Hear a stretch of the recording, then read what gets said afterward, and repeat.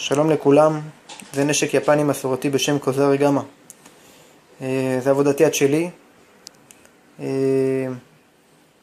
רוב רובו הוא עיצוב שלי, אבל הצורה של הלהב היא די מסורתית. הלשונית של הלהב נמצאת עד לכאן, שתי פינים, הכל מפלדת פחמן, מאיכות טובה. עובי של הלהב כאן 4 מילימטר. יש לה נשק קצת משקל, מורגש ככלי נשק. כמובן שהוא חד מאוד. סיימתי אותו עם סיומת של פחמן, של תחמוצת שחורה. הכל צבוע בצורה הזאת. משקולת שוקלת באזור 200 גרם. נשק מאוד מאוד יעיל.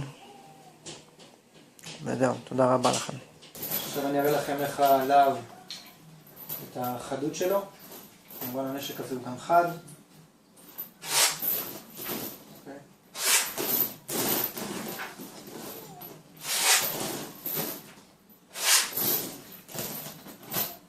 תודה רבה.